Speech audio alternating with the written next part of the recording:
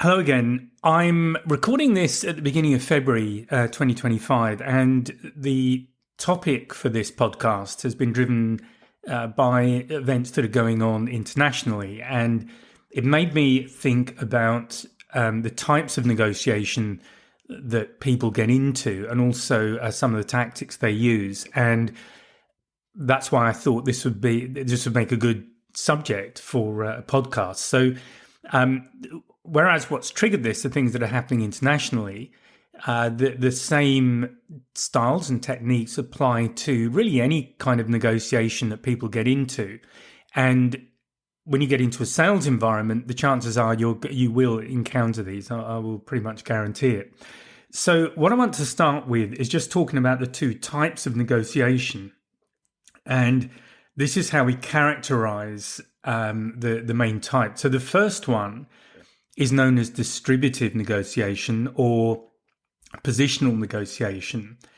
And I don't get too hung up on the terms, but it's really just to understand what they actually mean. So this type is also known as a win-lose negotiation.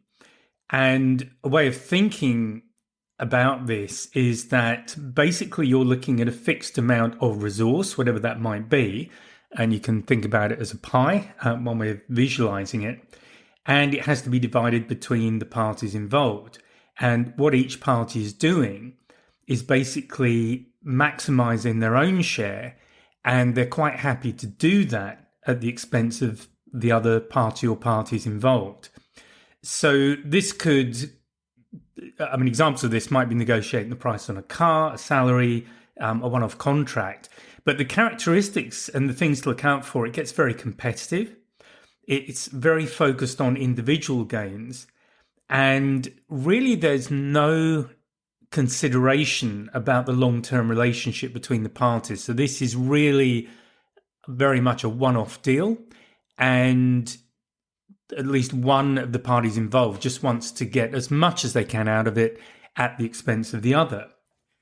So this is the win-lose negotiation. Now, I'm not in favor of that. My own preference is the following, which is integrative negotiation or interest-based negotiation is another way of thinking of it. So this is the win-win negotiation. So to use the same analogy, so thinking of a pie, it's basically where the aim is to find a solution that benefits everybody and basically expands the value of what is going to be shared. So it's not about just this pie, but it's about effectively coming up with a bigger pie that everyone can get more from. So the characteristics of this type of negotiation are collaboration, spending time to explore the interests of each party and trying to find a creative solution that meets the needs of everybody involved in the negotiation. So examples of this would include business partnerships, labor agreements, international treaties.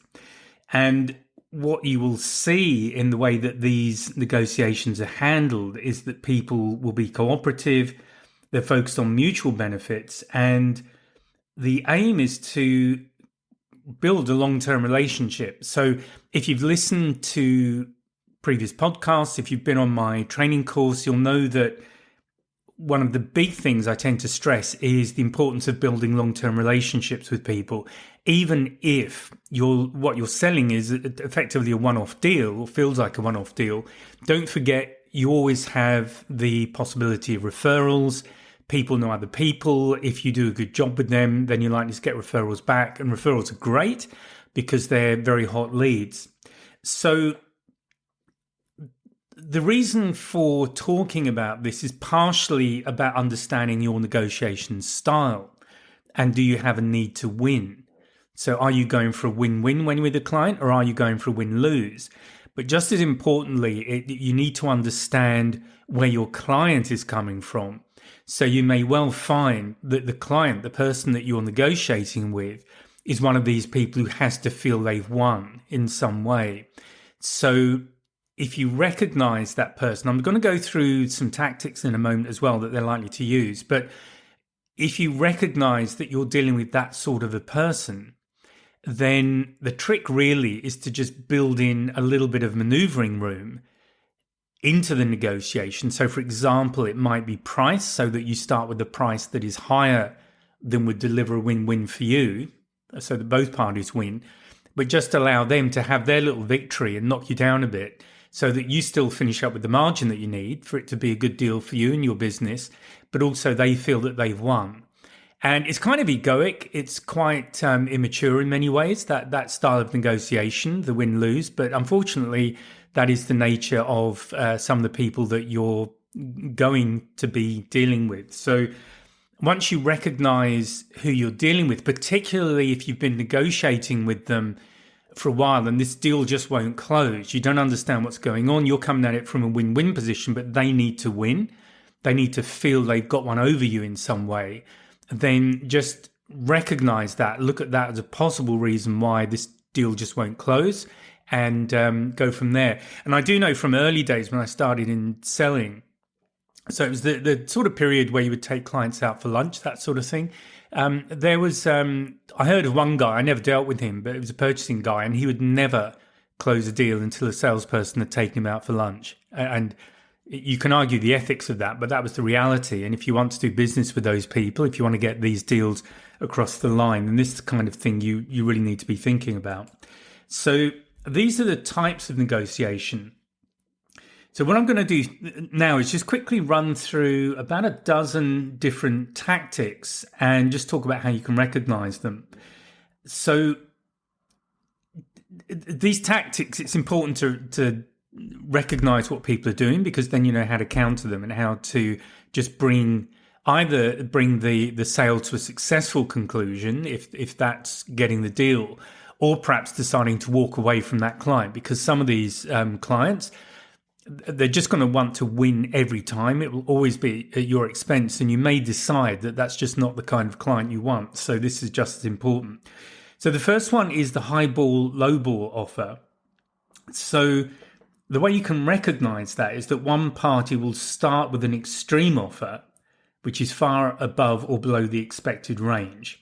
And the purpose of it is to anchor the negotiation and shift the perceived range of acceptable outcomes. So basically, they might be pushing the price really low, and then you negotiate off that really low price.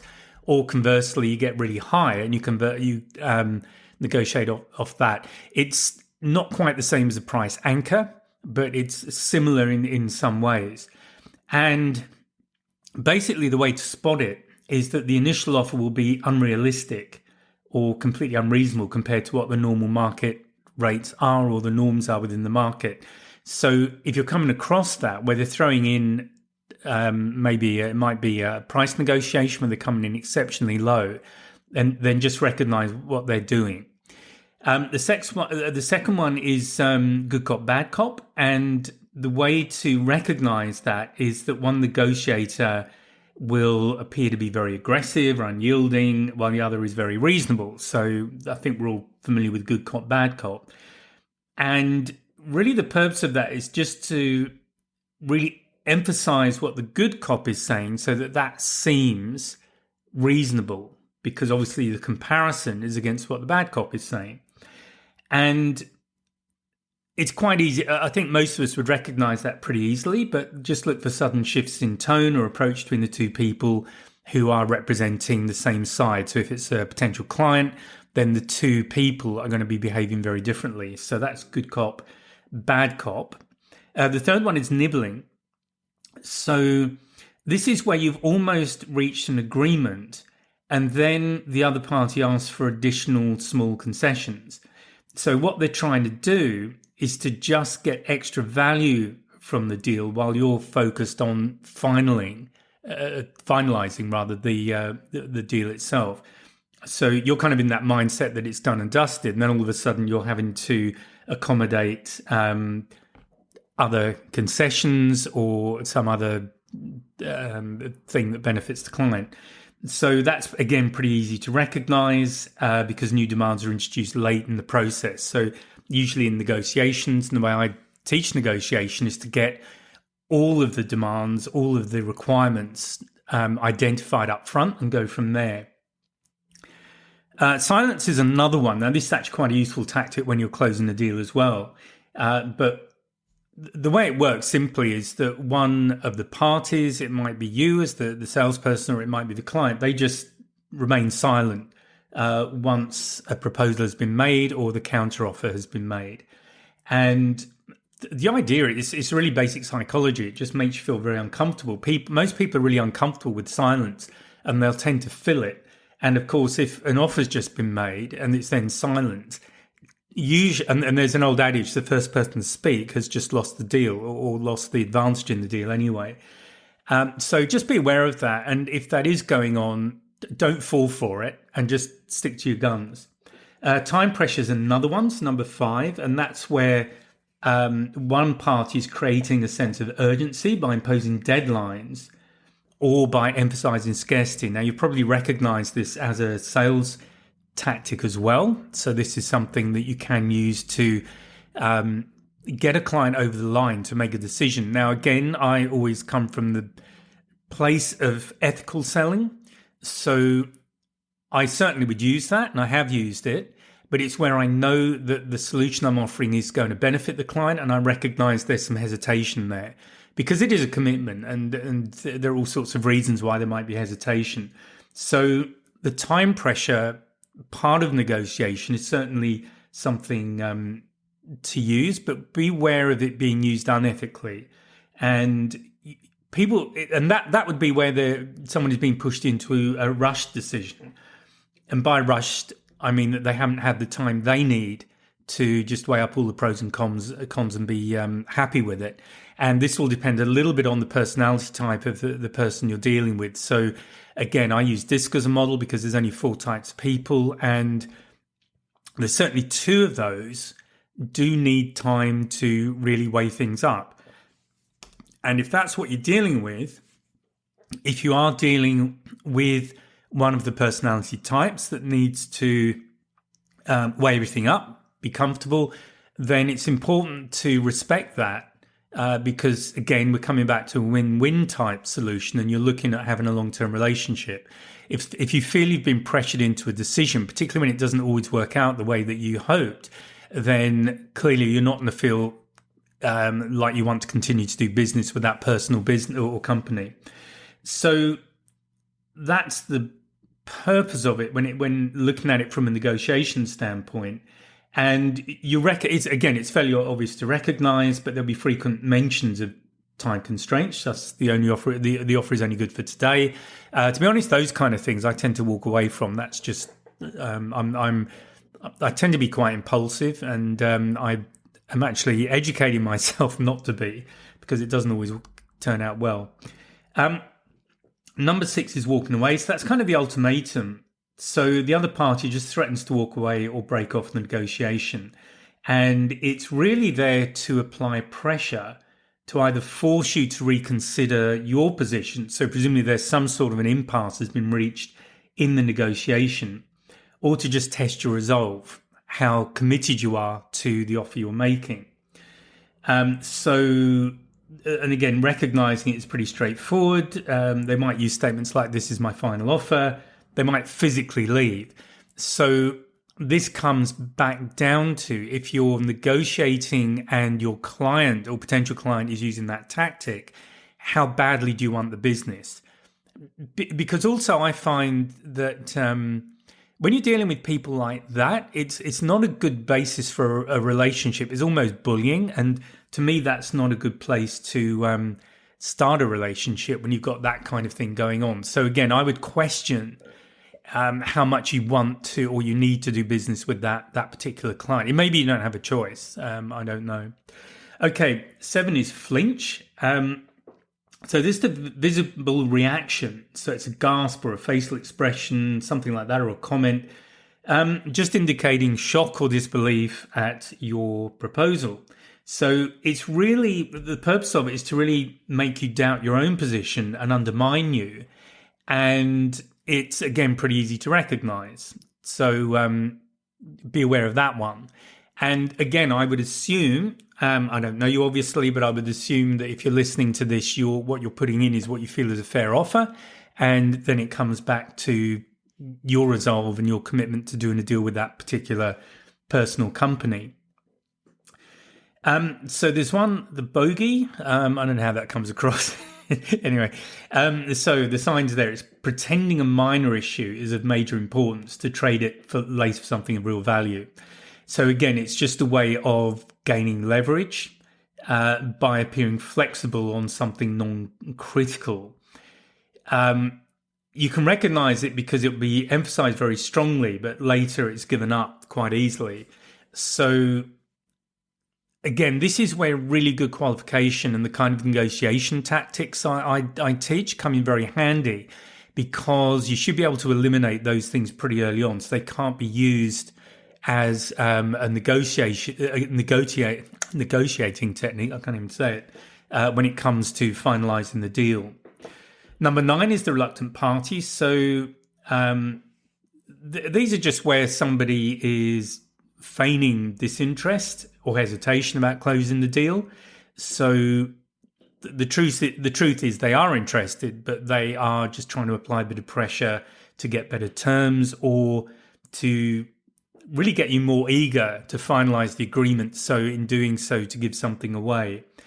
And again, you'll get expressions like, I'm not sure this is the right fit, or there might be a lot of delays. So again, if you do the kind of negotiation process I teach in the online course, this sort of thing you can eliminate pretty early on.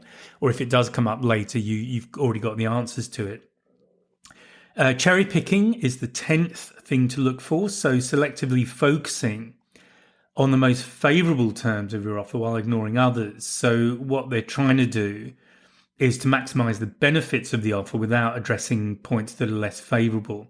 So this is probably more of a tactic used by people who are selling rather than buying. So obviously this can be applied when you're buying things as well. But if they're constantly steering the conversation back to an advantage and ignoring disadvantages that their proposal has for you, then that's a warning sign, because I would suggest that they've recognized a red flag in there from their ability. It's somewhere. So it's a red flag against their ability to deliver the solution you're looking for. And they're basically trying to get around that by distracting you. So just be conscious of that. It's certainly not something I would encourage anybody to do if they're in the sales position, because it's look, you're setting yourself up for failure. You're going to, if somebody does go ahead and buy and there are serious issues with the solution, they're not going to come back. You're going to get a bad reputation and just going to make life a lot more difficult for yourself. So if you do that, don't. The red herring is the next one. And this is where just irrelevant issues are introduced to distract from the main negotiation point. So again, this is there to divert attention, potentially gain concessions, and it will just come up as topics that are suddenly popping out of nowhere that haven't been brought up before and appear to be completely irrelevant. And finally, limited authority. That's the 12th tactic. So this is where they claim that they have to go and get approval from somebody else before they can make agreement. And basically, it's a shield. It's a way of not committing to the agreement. It may be a way of walking away from it without conflict. They may well be perceiving a conflict there. So it'll be things like, I just have to check with my boss. The important thing there is that, again, it comes back to your qualification process.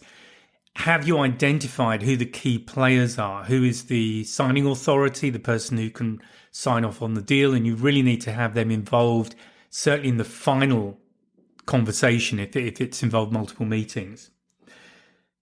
So there are some tips to counter these tactics. So the first one is just stay calm and composed. Don't get emotional about it. Just step back, recognize what's going on, and just think through how you're going to deal with it. Be thoroughly prepared, so understand your priorities, their alternatives, and be very clear about the other person's needs. So this is something that's really important to do right from the very start. Keep clarifying to make sure you're both on the same page.